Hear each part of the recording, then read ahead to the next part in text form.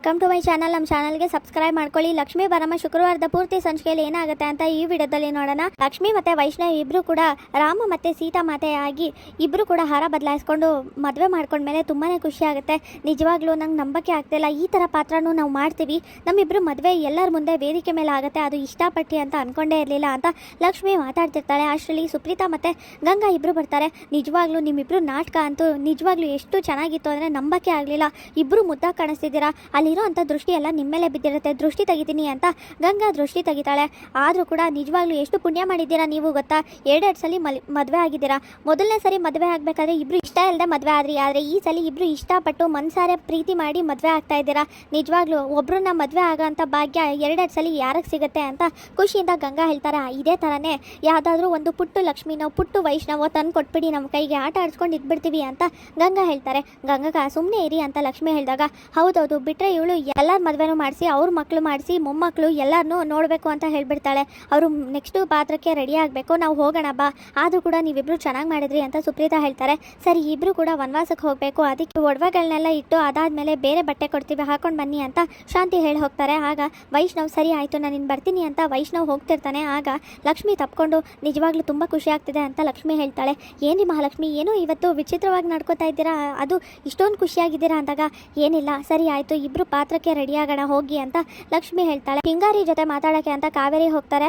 ಅಲ್ಲ ಏನಾಯಿತು ಇದಕ್ಕಿದ್ದಾಗೆ ಅತಿಯಾಗಿ ಹೋಗ್ತಿದ್ದಾರೆ ಅಂದಾಗ, ಇನ್ನೇನು ಮೇಡಮ್ ಇಷ್ಟೊಂದು ವಯಸ್ಸಾಯಿತು, ಪಾಪ ಇಷ್ಟೊಂದು ವಯಸ್ಸಾದ್ಮೇಲೆ ಹೊಟ್ಟೆ ಉರಿದ್ರೆ ಕಷ್ಟ ಆಗಲ್ವಾ, ಅದಕ್ಕೆ ಎಲ್ಲೋ ಜ್ಯೂಸ್ ಗೀಸ್ ಕುಡಿಯೋಕೆ ಹೋಗ್ತಾ ಇರ್ತಾರೆ, ಬಿಡಿ ಹೋಗ್ಲಿ ಕಾವೇರಮ್ಮನ ಬಗ್ಗೆ ತಲೆ ಕೆಡಿಸ್ಕೋಬೇಡಿ ಅಂತ ಗಂಗಾ ಮಾತಾಡ್ತಾ ಇರ್ತಾಳೆ. ರಾವಣ ದಹನಕ್ಕೆ ಅಂತ ಎಲ್ಲ ಪಟಾಕಿಗಳನ್ನ ಇಡ್ತಾ ಇರ್ತಾರೆ.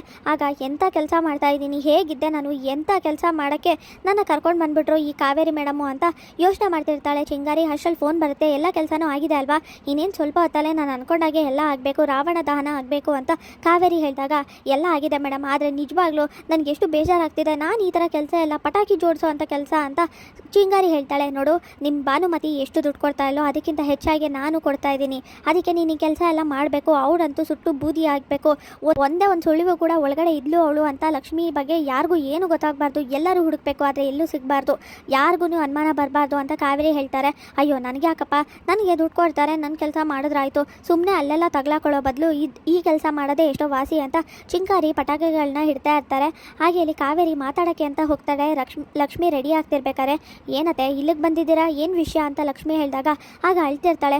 ಏನತ್ತೆ ಅಲ್ಲ ಯಾರು ಸಾಯಿಸೋದಕ್ಕೆ ಅಥವಾ ಏನು ಮಾಡೋದಕ್ಕೆ ಅಂತ ಈ ಥರ ನಾಟಕದ ಮೊಸಳೆ ಕಣ್ಣೀರು ಹಾಕ್ತಿದ್ದೀರಾ, ಇದನ್ನೆಲ್ಲ ನಾನು ನಂಬೋಳಲ್ಲ, ಇದನ್ನೆಲ್ಲ ಮನೆಯವ್ರು ನಂಬೋದು ಅಷ್ಟೇ ಅಂತ ಲಕ್ಷ್ಮಿ ಹೇಳ್ತಾಳೆ. ಲಕ್ಷ್ಮಿ ದಯವಿಟ್ಟು ಕ್ಷಮಿಸ್ಬಿಡು, ನಾನು ನಿಜವಾಗ್ಲೂ ಬದಲಾಗಿದ್ದೀನಿ, ನನ್ನ ತಪ್ಪಿನ ಅರಿವಾಗಿದೆ, ಬೇಕಾದ್ರೆ ಎಲ್ಲರ ಮುಂದೆ ನಾನು ತಪ್ಪನ್ನ ಒಪ್ಕೋತೀನಿ, ಅದಾದಮೇಲೆ ಅವ್ರಿಗೆ ಕ್ಷಮಿಸೋದು ಬಿಡೋದು ಅವ್ರಿಗೆ ಬಿಟ್ಟಿದ್ದು, ಆದರೆ ನಿಜವಾಗ್ಲೂ ನಾನು ಬದಲಾಗಿದ್ದೀನಿ, ನನಗೆ ನನ್ನ ಪುಟ್ಟ ಮಾತ್ರ ಮುಖ್ಯ ಅಂತ ಕಾವೇರಿ ಹೇಳಿದಾಗ, ಏನತ್ತೆ ನಾಟಕ ಮಾಡ್ತಿದ್ದೀರಾ, ಇದನ್ನೆಲ್ಲ ನಾನು ನಂಬ್ತೀನಿ ಅಂತ ಅಂದ್ಕೊಂಡಿದ್ದೀರಾ, ಸಾಧ್ಯನೇ ಇಲ್ಲ, ನಿಮ್ಮ ನಾಟಕದ ಕಣ್ಣೀರನ್ನ ನಾನು ಯಾವತ್ತೂ ನಂಬಲ್ಲ, ಮುಂಚೆ ನೀವು ಬೇಜಾರು ಮಾಡ್ಕೊಂಡು ಅಳ್ಬೇಕಾದ್ರೆ ಏನಾಯ್ತತೆ ಅಂತ ಮನ್ಸು ಕರಗಿ ನಾನು ವಿಚಾರಿಸ್ತಿದ್ದೆ, ಆದರೆ ಈಗ ಅದು ಎಂಥ ನಾಟಕದ ಕಣ್ಣೀರು ಅಂತ ಗೊತ್ತಾಗಿದೆ ನನಗೆ ಅಂತ ಲಕ್ಷ್ಮಿ ಹೇಳ್ತಾಳೆ. ಇಲ್ಲ ಲಕ್ಷ್ಮಿ ನಾನು ನಿಜಾನೇ ಹೇಳ್ತಾ ಇದ್ದೀನಿ, ನನಗೆ ನಾನು ತಪ್ಪು ಮಾಡಿರೋದೆಲ್ಲ ಅರ್ಥ ಆಗಿದೆ, ಅದಕ್ಕೆ ದಯವಿಟ್ಟು ಲಕ್ಷ್ಮಿ ಈಗ ನೋಡು ಪುಟ್ಟನೇ ಇಲ್ಲಿಗೆ ಬರ್ತೀನಿ ಅಂತ ಹೇಳ್ದ, ಅವನು ಆಡೋಕ್ಕೂ ಹೋಗಿಲ್ಲ, ಅವ್ನ ಜೀವನನೇ ಹಾಳು ಮಾಡಿಕೊಂಡು ಇಲ್ಲಿವರೆಗೂ ಬಂದಿದ್ದಾನೆ ನಿನಗೋಸ್ಕರ, ನಾನು ತಡೀಲೂ ಇಲ್ಲ, ಹಾಗಿದ್ದೀರಾ ಅಲ್ಲೇ ತಡಿಬೋದಿತ್ತಲ್ವಾ, ಆದರೆ ಅವನಿಗೆ ನೀನು ಬೇಕು, ನನಗೆ ನನ್ನ ಪುಟ್ಟ ಬೇಕು, ಅವನಿಗೆ ನೀನು ಚೆನ್ನಾಗಿರೋದು ಮುಖ್ಯ, ನನ್ನ ಪುಟ್ಟ ನನಗೆ ಚೆನ್ನಾಗಿರೋದು ಮುಖ್ಯ, ಅವನಿಗೋಸ್ಕರ ನಾನು ಏನು ಬೇಕಾದ್ರೂ ಮಾಡ್ತೀನಿ, ಅವ್ನು ಖುಷಿಯಾಗಿರಬೇಕು ಅಂದರೆ ನೀನು ಮನೆಗೆ ಬರಬೇಕು, ಅದಕ್ಕೆ ಈ ನಾಟಕ ಮುಗ್ದಿದ ತಕ್ಷಣ ವಾಪಸ್ ಬಂದುಬಿಡು ಲಕ್ಷ್ಮಿ, ಇನ್ಯಾವತ್ತೂ ನಾನು ನಿನಗೆ ಏನೂ ತೊಂದರೆ ಕೊಡೋದಿಲ್ಲ ಅಂತ ಲಕ್ಷ್ಮಿ ಅಥವಾ ಕಾವೇರಿ ಮಾತಾಡ್ತಿರ್ತಾಳೆ. ಆಗ ಸಾಕು ನಿಲ್ಲಿಸಿ ಅತ್ತೆ, ಈ ನಾಟಕ ಎಲ್ಲ ನನ್ನ ಹತ್ರ ಆಡಬೇಡಿ, ಏನೋ ಮಾಡಬೇಕು ಅಂತ ಅಂದ್ಕೊಂಡಿದ್ದೀರಾ ಅನ್ಸುತ್ತೆ, ಅದಕ್ಕೆ ಈ ಥರ ನಾಟಕ ಆಡ್ತಿದ್ದೀರಾ ಅಂತ ಲಕ್ಷ್ಮಿ ಹೇಳಿದಾಗ, ಆಗ ಕಾಲಿಗೆ ಬಿದ್ದು ಕ್ಷಮೆ ಕೇಳ್ತಾಳೆ.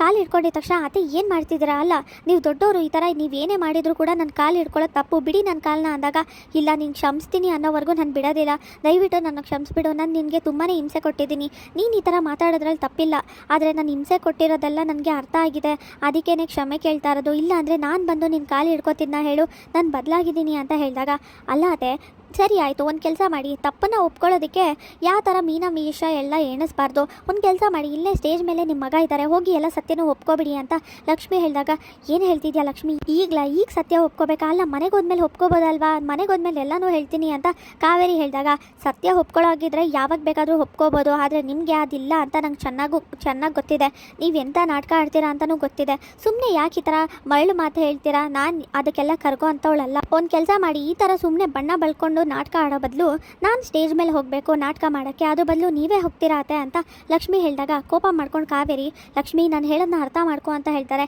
ಸಾಕು ನಿಲ್ಲಿಸಿ ಅತ್ತೆ, ನೀವು ನನ್ನ ಹತ್ರ ನಾಟಕ ಆಡಬೇಡಿ, ಮನೆಯವ್ರ ಮುಂದೆ ಆಡಿದ್ರೆ ಅದನ್ನು ನಂಬಾದರೂ ನಂಬ್ತಾರೆ ಎಲ್ಲರೂ, ನಂಗೆ ಟೈಮ್ ಆಗ್ತಿದೆ ನಾನು ಹೋಗ್ತೀನಿ ಅಂತ ಲಕ್ಷ್ಮಿ ಅಲ್ಲಿಂದ ಹೋಗ್ತಾಳೆ. ಆಗ ಕೋಪ ಮಾಡ್ಕೊಂಡು ಕಾವೇರಿ, ಹೋಗೆ ಅಲ್ಲ ನಾನೇನೋ ಹೋಗ್ಲಿ ಪಾಪ, ಈ ಥರ ಆದರೂ ಹೇಳಿದ್ರೆ ಸಮಾಧಾನ ಮಾಡ್ಕೋತಾಳೆ. ಕೊನೆ ಕ್ಷಣದಲ್ಲಿ ಅವಳು ಸತ್ಯ ಹೇಳ್ತಾರೆ, ಅತ್ತೆ ಸತ್ಯ ಒಪ್ಕೊಂಡು ಬದಲಾಗಿದ್ದಾರೆ ಅಂತ ಅವಳು ಸಮಾಧಾನದಿಂದ ಆದರೂ ಇರ್ತಾರೆ ಅಂತ ನಾನು ಅಂದ್ಕೊಂಡೆ. ಆದರೆ ನೀನು ನೋಡಿದ್ರೆ ಬೇಡ, ನಾನು ಇದೇ ಥರನೇ ಇರ್ತೀನಿ, ಹಾಗೆ ನಿಮ್ಮ ವಿರುದ್ಧ ನಿಂತ್ಕೋತೀನಿ ಅಂತ ಅಂದ್ಕೊಂಡು ಆಮೇಲೆ ನಿನ್ನ ಕತೆ ಮುಗಿದ್ರೆ ಪ್ರೇತಾತ್ಮ ಆಗಿ ನೀನು ಅಂದ್ಕೊಂಡಿರೋದನ್ನ ಸಾಧಿಸ್ದೆ, ಹಾಗೆಯೇ ಹೊರಟೋಗ್ತೀಯ. ನಾನೇನು ಮಾಡಲಿ, ನಿನ್ನ ಜೀವಕ್ಕೆ ನೆಮ್ಮದಿನೇ ಇರಲ್ಲ, ಬದುಕಿದ್ದಾಗಲೂ ಇರಲಿಲ್ಲ, ಹಾಗೆ ಸತ್ ಮೇಲೂ ಇರೋದಿಲ್ಲ ಬಿಡು ಅಂತ ಕಾವೇರಿ ಅಂದ್ಕೊಂಡು ನಗ್ತಾ ಇರ್ತಾಳೆ. ಹಿಂಗಾರಿ ಪಟಾಕಿ ಹಾಕ್ತಾ, ಇದು ಭಾನುಮತಿ ಮೇಡಮ್ ಕಡೆಯಿಂದ, ಇದು ಕಾವೇರಮ್ಮನ ಕಡೆಯಿಂದ, ಹಾಗೆಯೇ ಇದು ನನ್ನ ಕಡೆಯಿಂದ, ಇದು ಲಕ್ಷ್ಮಿಗೆ ಅಂತ ಮಾತಾಡ್ತಾ ಇರ್ತಾರೆ ಪಟಾಕಿ ಹಾಕ್ತಾ. ಅಷ್ಟರಲ್ಲಿ ಶಾಂತಿ ಬಂದು ನಿಂತಿರೋದನ್ನ ನೋಡಿ ಶಾಕ್ ಆಗುತ್ತೆ.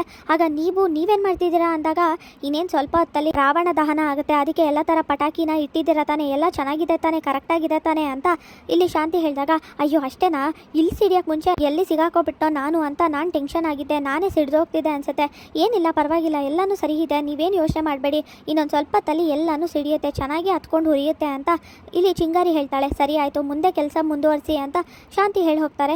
ಲಕ್ಷ್ಮಿ ಬಂದು ವೇದಿಕೆ ಮೇಲೆ ನಾಟಕದ ಪಾತ್ರ ಮಾಡ್ತಿರ್ತಾಳೆ. ಅದನ್ನ ನೋಡಿ ಕಾವೇರಿ ಕೋಪ ಮಾಡ್ಕೋತಾಳೆ.